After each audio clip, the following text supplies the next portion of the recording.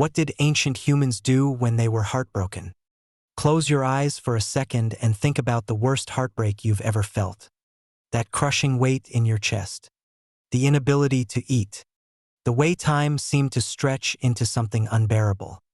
The moment you realized that a person or a world you loved was simply gone. Now here's the question nobody asks. Did ancient humans feel that too? Not just grief, not just loss, but that specific, private pain of romantic heartbreak. Of loving someone and losing them. Of being rejected by the tribe. Of watching everything fall apart. The answer is yes. And what they did about it. It will change how you see your own pain forever. We tend to imagine ancient humans as creatures of pure survival. Hunting, gathering, sleeping in caves. No time for feelings, right? Wrong. Archaeological evidence from sites in Europe, Africa, and the Near East reveals something extraordinary.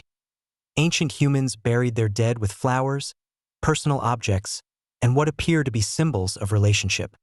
At Sungur, Russia, 34,000 years ago, 2 children were buried head to head, covered in thousands of ivory beads. Someone arranged that. Someone chose those items with intention. Grief rituals this elaborate don't come from nowhere. They come from deep emotional bonds. And when those bonds broke, when a partner died, when a companion left the group, when you were rejected by someone you desired, the pain was exactly the same as yours, because the brain hasn't changed. Here is the dark secret of evolution. Heartbreak isn't a feeling. It's a survival mechanism gone wrong. For ancient humans living in small bands of 20 to 50 people, social bonds weren't just emotional. They were the difference between life and death. Losing a partner meant losing a hunter, a protector, a co-parent for children who couldn't survive alone. Losing a companion meant losing your status in the group hierarchy. So the brain evolved to punish social loss. Hard. Studies show that social rejection activates the same neural regions as physical pain.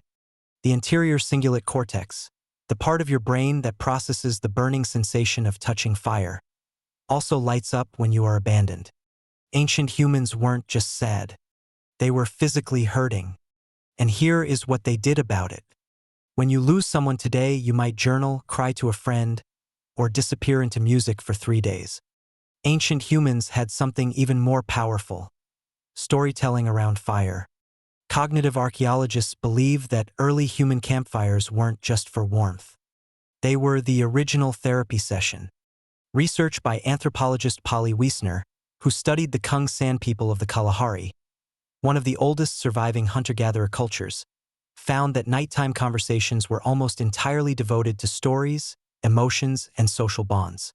Someone who lost a mate would tell the story of that person, again and again, to anyone who would listen. The tribe listened. This wasn't weakness. This was community performing its most ancient function. Ancient humans also did something that sounds extreme to us. They expressed grief through the body. Anthropological records across dozens of cultures show that ancient and traditional peoples physically mourned. Tearing hair, wailing, cutting skin in some cultures, not as self-harm in the modern sense, but as a ritualized externalization of internal pain. The logic, whether conscious or not, was sound. If the pain inside becomes visible outside, the community sees it. And when the community sees it, it responds. Modern psychology has partially vindicated this. Crying, real, messy, uncontrolled crying, releases oxytocin and activates the parasympathetic nervous system. It is literally physiologically healing. Ancient humans instinctively knew this and gave themselves full permission to do it. Here is the part that might surprise you. Evidence from archaeological and anthropological records suggests that ancient humans didn't have the luxury of extended romantic grief. A small band of 30 people couldn't afford to have one member functionally paralyzed by heartbreak for months. So communities actively facilitated reintegration.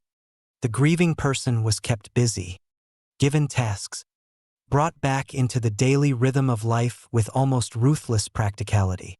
This isn't cold. It's wisdom. Modern research confirms that behavioral activation, doing things even when you don't feel like it, is one of the most effective treatments for grief and depression. Ancient humans didn't have a name for it. They just knew that a person who stopped moving, stopped eating, stopped contributing, died. This is the part no textbook tells you. Cave paintings, from Lascaux in France to the Cueva de las Manos in Argentina, consistently combine images of animals, hands, and astronomical patterns. Many archaeologists now believe that ancient humans tracked celestial events not just for practical reasons, but for meaning. When everything falls apart, you look up. You ask the stars why. You look for patterns in chaos. You create a story that makes the loss survivable. This impulse to find cosmic meaning in personal pain is so universal across human cultures that it must be ancient. Our ancestors looked at the same moon you look at on a hard night. And they made the same silent bargain. I am still here. I will survive this. Here is the astonishing thing. You are not broken for feeling heartbreak. You are not weak. You are not doing it wrong. You are running a program that is 300,000 years old. A program written in environments where losing a companion was an existential threat. Your brain doesn't know you have a phone and a grocery store and a world full of other people. It thinks you just lost your only protection against the winter. And the ancient remedies? They still work. Tell the story. Let the body feel it. Stay in motion. Look at something vast and old that was here before your pain and will be here long after. Heartbreak is the price of connection. And connection is the thing that made us human in the first place. If this video made you think of someone you've lost or someone you're missing right now, share it with them. Because the most ancient human thing you can do is reach out. And if you want to keep exploring the true, raw, untold story of how our ancestors really lived, subscribe to Mr. Hell. Because history isn't just kings and wars. It's us.